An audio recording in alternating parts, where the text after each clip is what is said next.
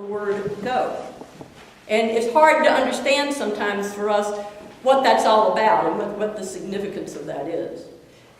And part of the reason I think that it gets a little hard for us is we have some confusion over the word Satan and what, especially in Jesus' time, that meant and didn't mean. In our times, in modern times, after many plays and artwork and things like Milton's Paradise Lost, Dante's Inferno, we have a picture of Satan as a supernatural being who is the embodiment of evil and is God's rival for the power of the world. And that understanding has even bled over into some of what Christian thought has been about in modern times. So that you've got God on one side, a powerful supernatural being, and you've got Satan on the other side, a powerful supernatural being for evil. And in the middle, you have us being pulled either way, either towards the power of evil or towards the power of good, in a very dualistic world. It makes a great story, and it makes for great film, and it makes for great art, and it makes for great plays. But it's not the biblical story. And it's not what the understanding of Satan or the Satan would have been probably for Jesus. To get that, we've got to go back to the scriptures that would have been Jesus' scriptures. What we call the Old Testament, the Hebrew scriptures. Because, of course, the New Testament had long to be written. It was not anything in anybody's mind at that point. But in the Old Testament, first of all, whenever the word that we translate Satan is used, it's not a capital S, it's a little s. And usually it would be more accurate to translate it from the Hebrew as the Satan, as opposed to Satan. And usually what it meant in the Hebrew scriptures was the Satan was whoever or whatever was the tempter. Whoever or whatever was the one, the thing, the being, the spirit that tempted a person or a people from following what they needed to follow into doing something that sounded good but was going to lead them into destruction anyway. So in the Garden of, in the story of the Garden of Eden with Adam and Eve, who's the tempter? The snake. A snake is the tempter. And in the story of Job, who's the tempter? It's the spirit God appoints to go tempt Job.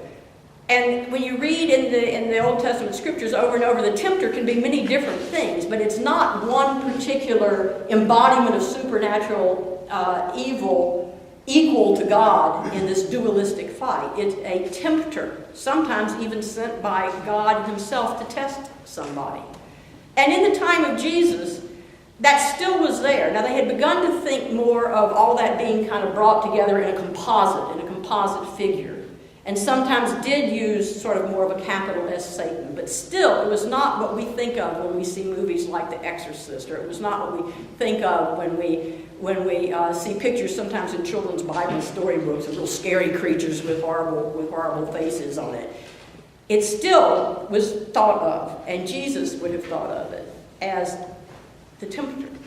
Do you remember how a few weeks ago we read about a place where Peter was the tempter to Jesus? After saying that Jesus was the Messiah, and Jesus telling him that he was going to die, Peter starts saying, "Oh no, God, no, Jesus, you got it all wrong. You can't do that." And remember what Jesus said? "Get behind me." Now, was he saying that Peter was a supernatural embodiment of evil? No. Peter was the tempter. So you see how that works? So the Spirit of God drives Jesus into the wilderness to be tempted by whatever tempter is there. And it may be a spirit of thought that comes to him. It may be maybe a person coming in and out. It may be he sees an animal in the desert or in the wilderness someplace, and somehow that tempts him. It could be all sorts of things that could function as sort of that spirit of temptation inside of him. And the important thing is that God sends him there before he begins to go about trying to be the Messiah, just so he will face the temptations. It's so he will face the temptations to be Messiah in a way that maybe the world would approve of, or maybe in a way that might, as a human being, seem good to him, but in the way of God, and in the way God wanted him to be Messiah, wasn't it. Matthew and Luke get very specific and give you some specific temptations. Mark doesn't. It's very quick. He's baptized, the Spirit comes, he's driven into the wilderness, Satan tempts him, because the important thing that Mark is trying to get across isn't exactly what the temptations were, but that he was tempted, and that he had to face those temptations, and he had to work through them. And he had to decide that because he was tempted to be Messiah this way, that didn't seem right when he looked back and thought about it and thought about the Scriptures, and so he wasn't going to be Messiah that way. And though he might be tempted to be Messiah this way, when he prayed about it and thought about it, he realized that wasn't the way. He had to face the temptations in order not to get entrapped by them. And you see, that's the important message for us, is that we have to be able to know and be aware of and confront and face our temptations if we're going to have any hope of resisting them. Because the temptations that really get us are the ones we're blind to. It's the temptations, it's the things, the ways of being that we don't even realize we're being tempted to. We just assume that's the way you're supposed to do it, that in the end will entrap us. I want to tell you a few stories of when I've seen this happen. In one of my parishes, there was a young man who came in and out of the parish over the many years I was there, and I was there for several years. In fact, he not only came in and out of the parish, he came in and out of the whole city.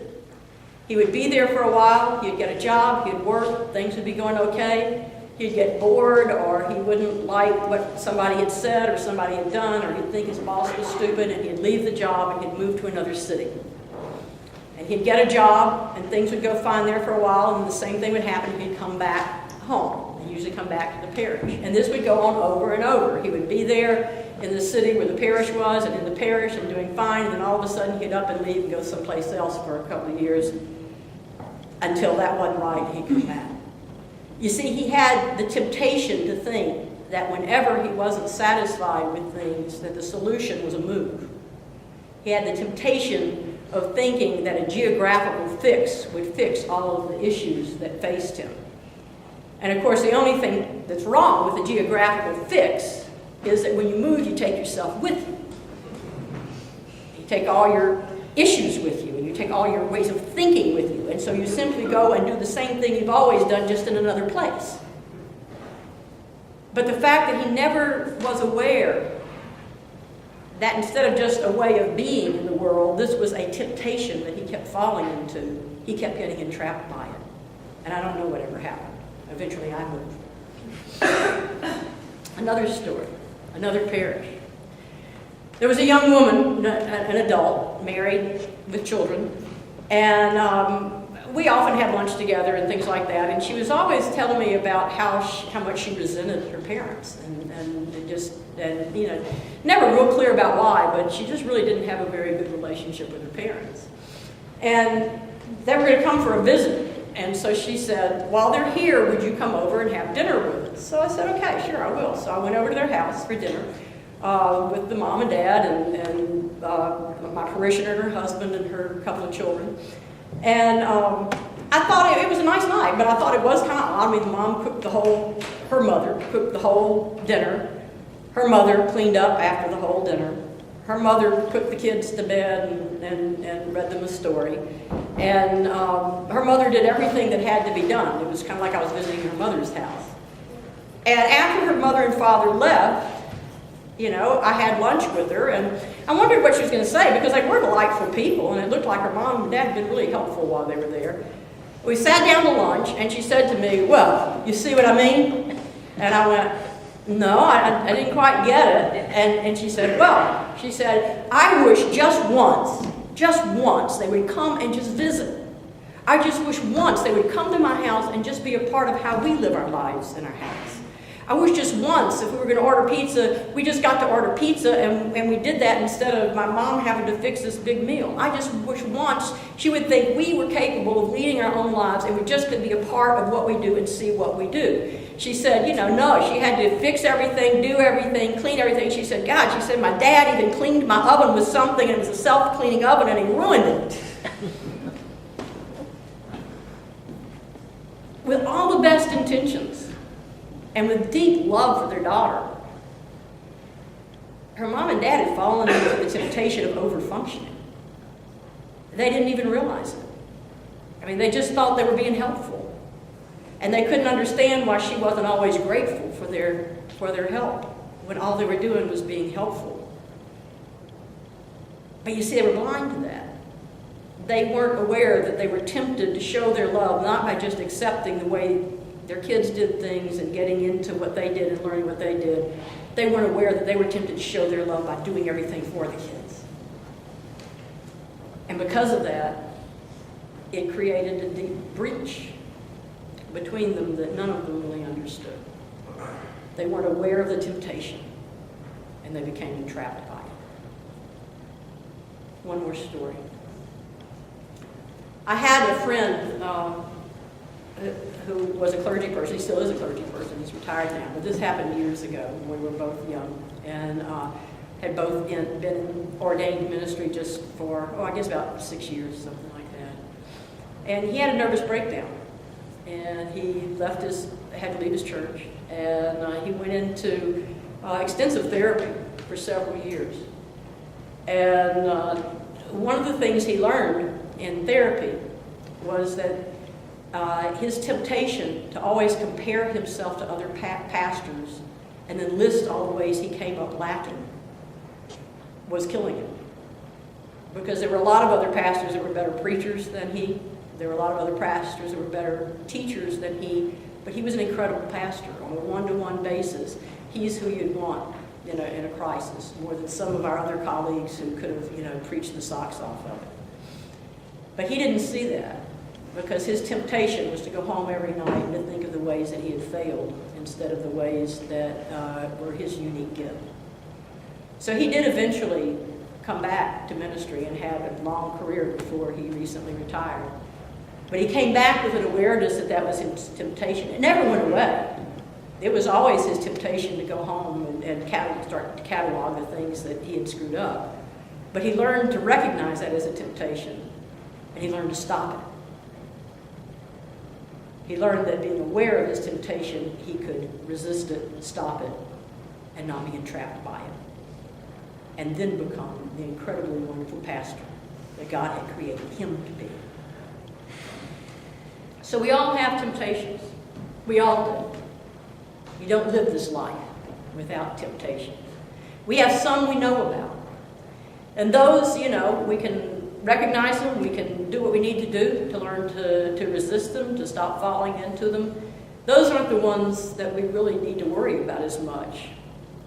We need to maybe do something about it. But the ones that really are going to get us are the ones we're blind to.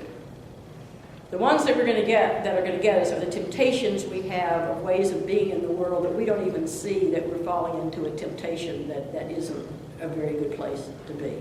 We just think that's the way it's supposed to be lived. That was Jesus' temptation in the wilderness, was to fall into being the kind of Messiah that provided bread for everyone, if you want to read Matthew or Luke's. Mark doesn't give us that. But if you read Matthew and Luke's, he's very specific. That he could be tempted maybe to just provide food for everyone that needed food. Or he could be in a Messiah that was tempted to use his power to really force a situation to be the way that God wanted it to be. Or he could use his power to come up with some great test that would show God's power. Mark doesn't go there, so there may have been many other temptations he had. And so it's those temptations that we're blind to that we don't even know that we need to see. So that we can be not the Messiah, but we can be Gayle or Shannon or Kathy or John or Bob in the way that we were created to be those people. So my prayer for you this Lent is that the Spirit of God will drive you into whatever wilderness you need to be into, even if it's painful. That you'll have the courage to rest in that wilderness for a while. and to see what temptations God might be revealing to you. May it be so.